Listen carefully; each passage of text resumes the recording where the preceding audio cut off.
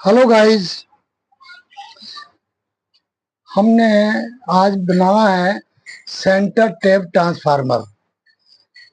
क्योंकि हो सकता है आपने ये सुना, पहली बार सुन रहे हैं। क्योंकि सभी लोग फर्स्ट ईयर के हैं, या तो ज़्यादातर मैक्सिमम लोग या आईटीआई फर्स्ट ईयर के हैं। तो ये सेंटर टैप ट्रांसफार्मर क्या होता है, ये कैसे काम करता है, हम इसके बारे में आज बात करते हैं। ठीक है। ट्रांसफार्मर के बारे में अभी तक जो हमने वीडियो बनाई है वो सारी थी रेक्टिफायर के ऊपर। आज हमारी वीडियो बन रही है सेंटर टेप ट्रांसफार्मर। ये है तो ऑर्डिनरी ट्रांसफार्मर, जो ट्रांसफार्मर होते हैं वही ट्रांसफार्मर है।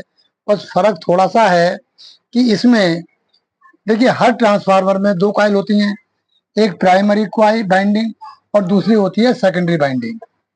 ये सेकेंडरी बाइंडिंग है और ये प्राइमरी बाइंडिंग है, राइट। प्राइमरी सेकेंडरी बाइंडिंग में से अगर जो क्वाइल हैं ये अलग अलग बने हुए हैं, इसमें से कहीं एक जगह से अगर हम एक तार, कोई कंडक्टर बाहर निकाल दें तो यानी कि सेंटर में से, इस बाइंडिंग के सेंटर में से अगर हम उस वायर को छील के उसे जोड़ के अगर हम बाहर निकाल दें, मैं क्यों कह रहा हूं ऐसे, एक्चुअल में इसी को टैप कहते हैं। बीच में से टैपिंग करके हम, है ना, जब हम कोई वायर बाहर को निकालते हैं तो इसी को टैप कहते हैं, टैप बोलते हैं। और क्योंकि सेकेंडरी बाइंडिंग के बिल्कुल सेंटर में से ये वायर निकाला है, इसलिए इसे सेंटर टैप ट्रांसफार्मर बोलते हैं। है ये भी सिंगल फेज का, है ना। तो सिंगल फेज ट्रांसफार्मर क्या होता है, प्राइमरी बाइंडिंग और सेकेंडरी बाइंडिंग। बेसिकली ये जो मैंने बनाया है ये स्टेप डाउन ट्रांसफार्मर है। आपको कुछ तो बनाना पड़ेगा, समझने के लिए भी समझाने के लिए भी। Step up transformer, step down transformer, दो ट्रांसफार्मर होते हैं।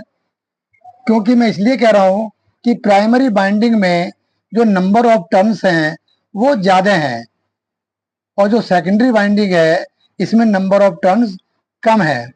सेकेंडरी बाइंडिंग से टैप करके एक वायर हमने बाहर निकाला है और उसको हमने अर्थिंग कर दिया है।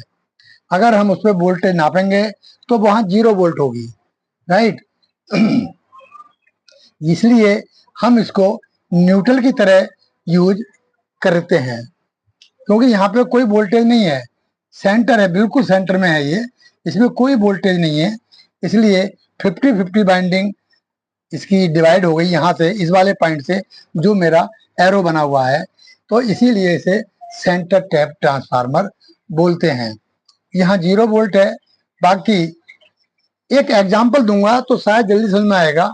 आप लोगों ने सुना होगा, बहुत सारे ट्रांसफार्मर मार्केट में आते हैं 12-0-12। इसका मतलब समझे, 12-0-12। ये जो जीरो है, तो जीरो यही बीच वाला तार है, ये वाला वायर, यही 0 वोल्ट का है। ठीक है। बाकी इधर 12 वोल्ट मिलेगी यहां से लेकर के यहां तक, और इधर भी 12 वोल्ट मिलेगी यहां से लेकर यहां तक, और बीच में क्या है, जीरो है। इसीलिए 12-0-12। 12-0-12 का मतलब भी समझ में आ गया आपको। ये मार्केट में बहुत प्रचलित है, जैसे हम बहुत ज्यादा इस्तेमाल भी करते हैं। हमें 12 वोल्ट चाहिए तब भी ठीक है, और हमें अगर 24 वोल्ट चाहिए, मान लीजिए 24 वोल्ट, तो क्या करेंगे, आउटपुट हमें यहाँ से और यहाँ से मिल जाएगा। ठीक है। मैंने यहाँ लिखा भी है, देखिए, ये जो नीचे वाला वायर है इसे मैंने लाइन भी बोला है। इंडिकेट कर देते हैं, आप कुछ भी लिख सकते हो, कोई ऐसा जरूरी नहीं है कि लाइन भी जरूरी है। कभी आप भूल जाए कहीं पे एग्जाम वगैरह में आए तो, ऊपर वाली को हमने लाइन ए माना है। हमें कोई तो नाम रखना ही पड़ता है किसी के पुकारने के लिए। ठीक है। तो लाइन, ये लाइन ए है और ये लाइन बी है। ठीक है। और बीच वाली हमारी क्या है, 0 वोल्ट। हम इसे एन कह सकते हैं या न्यूट्रल कह सकते हैं। ठीक है। यानी कि यहाँ पे वोल्ट हमारी 0 है। तो अगर हम ये वोल्टेज प्लस ये वोल्टेज बराबर होगी हमारी 24 वोल्ट, यानी कि टोटल वोल्टेज। तो मैंने 24 वोल्ट नहीं लिखा है। अब आप देखिए यहाँ पे क्या है, बी ए, यानी कि इस पॉइंट से और लाइन ए तक अगर हम वोल्टेज मेजर करें तो वो कहलाएगी हमारी बी ए। क्योंकि लाइन जो है हमारी ए से, और सेंटर लाइन जो है हमारी जहां 0 वोल्ट है वहां से जो टैप्ड वायर है वहां से ये 12 वोल्ट बताता है। सेम ऐसे ही नीचे आ जाइए आप, लाइन बी और सेंटर लाइन तक के बीच में जो वोल्टेज है वो भी 12 वोल्ट होगी। भाई तभी तो कहा है 12 0 12।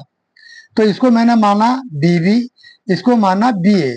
तो बी ए प्लस बीबी, अगर हम दोनों वोल्टेज को जोड़ दें तो हमारा क्या बैठेगा, ये बैठेगी टोटल वोल्टेज। टोटल वोल्टेज मतलब 24 वोल्ट। इस कंडीशन में जब हमने बनाया है, अगर हम 12 0 12 की बात करें तो अब ये जो ट्रांसफार्मर है हमारा सेंटर टेप ट्रांसफार्मर तो है, बट इसे हम कह सकते हैं 12 0 12 ट्रांसफार्मर हमारा ये बनके तैयार हो गया है। ट्रांसफार्मर के बारे में मैं बहुत बार बता चुका हूं, लेकिन मेरी आदत है कि मैं थोड़ा सा रिवीजन हो जाएगा आप लोगों का। ये प्राइमरी बाइंडिंग, ये सेकेंडरी बाइंडिंग, और बीच में जो मैंने लाइन खींची है ये इंडिकेट करती हैं ट्रांसफार्मर की कोर को। कोर कैसी होती है मैं नेक्स्ट वीडियो में बताऊंगा, ठीक है। तो ये जो ट्रांसफार्मर की कोर है, आज मैं एक ट्रांसफार्मर की कोर के ऊपर, ट्रांसफार्मर के फैब्रिकेशन के ऊपर एक मैं वीडियो बनाऊंगा। उसमें क्लियर हो जाएगा कि ये क्वाइल बाइंडिंग क्या होती है, प्राइमरी सेकेंडरी, और हमारी ये कोर क्या होती है, ठीक है। तो अब इसमें हमने बनाया, ये 230 वोल्ट इनपुट है, स्टेप डाउन ट्रांसफार्मर लगाया। 12 बनाने के लिए हमें आउटपुट में चाहिए 24 वोल्ट। यहाँ पे हमारी 24 वोल्ट आ गई है, ठीक है। तो इस तरीके से ये जो हमारा टैप्ड वायर है इसे हम न्यूट्रल कह सकते हैं, 0 वोल्ट कह सकते हैं।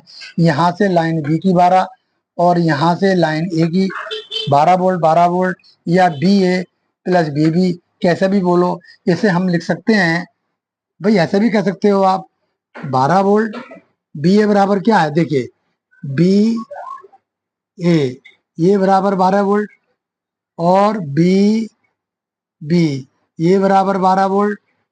तो हो गया ना टोटल 24 वोल्ट, यानी कि 12 प्लस 12 बराबर 24 वोल्ट। यही मैं कह रहा हूं टोटल वोल्टेज। आउटपुट में टोटल वोल्टेज कितनी हो गई, 12 वोल्ट हो गई।